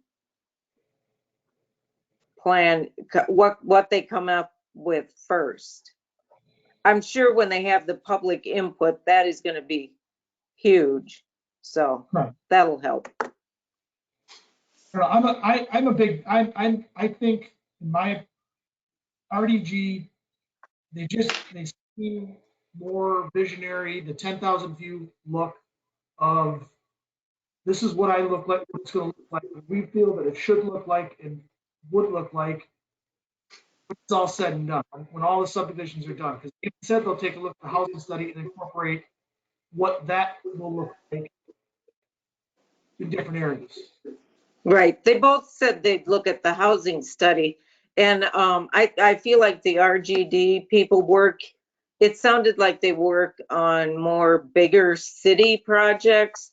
I liked the fact that these people work on the small, the smaller, looking for a future projects. As a small city starts to become bigger. That's just my thought.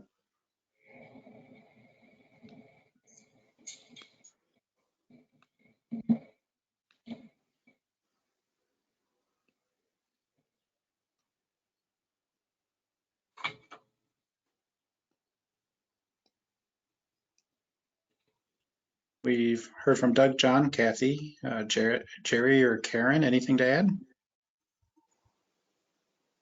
I'd go with RDG right now. Originally I was for MSA, but knowing that there's some parts and pieces left out of it, I think RDG would probably be the one to go with.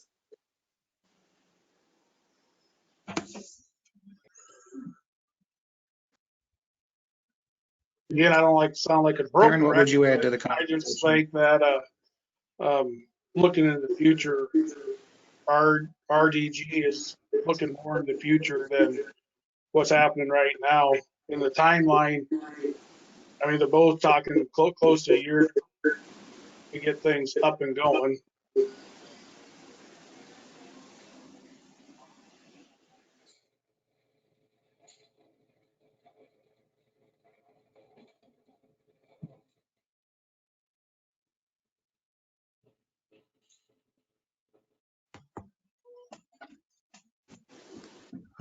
I was having an audio connection issue there.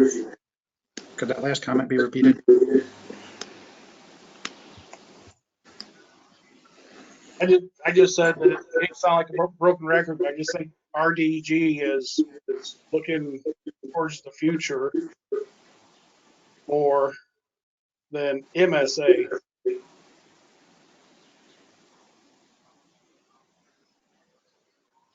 And I think we need to have a plan going forward, which personally I think will help businesses and residencies to decide if they're going to build in Peosta and live in Peosta, and we can show them a future plan.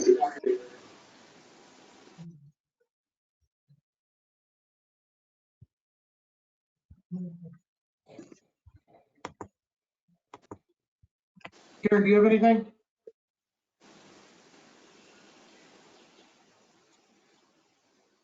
I was impressed with what I saw of Solon's comprehensive plan. I liked it.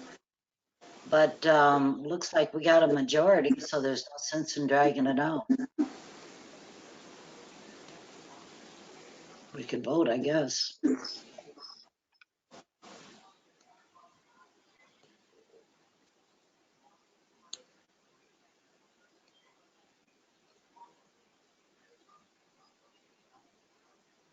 Well, the ball is in your court, counsel, for a motion to move forward with one of these or a motion to postpone or table it till the next meeting. Hey, Jim, what do you think? What's your thoughts on them?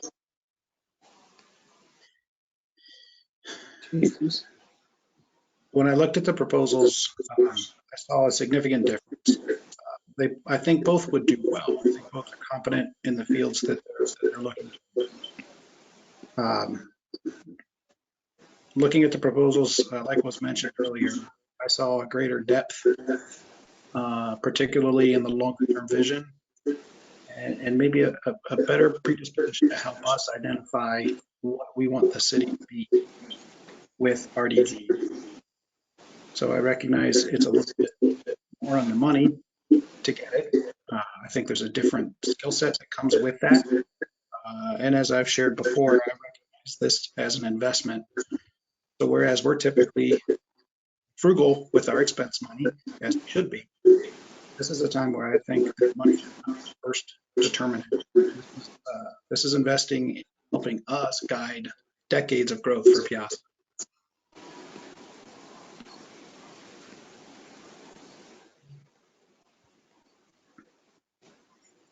And I guess to wrap that up, I would say I think RDG is the one who has conveyed to me a higher confidence that they'll be able to deliver that for us.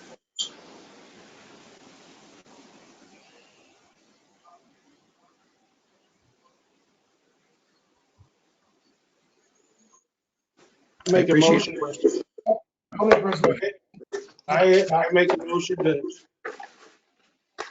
for a resolution with RDG. I'll second. Doug, aye. Jerry, aye. Not aye. Karen, I. Kathy, I.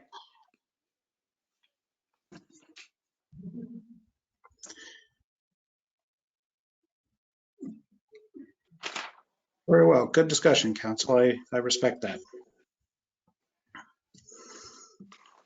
So we bounced around a little bit. Karen, am I correct? We've addressed everything up to section 5 of our agenda, right?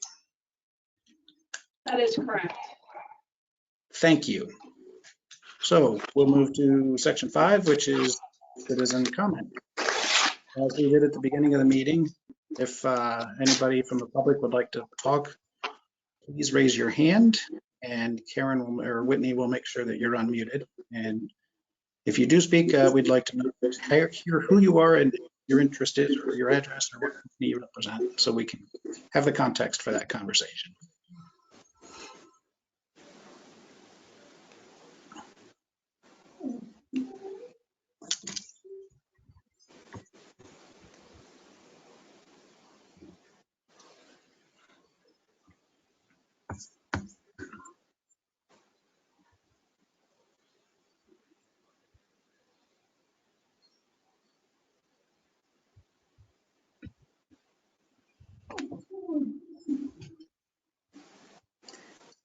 This is one of those things we don't want to rush, so we'll tolerate a little awkward silence.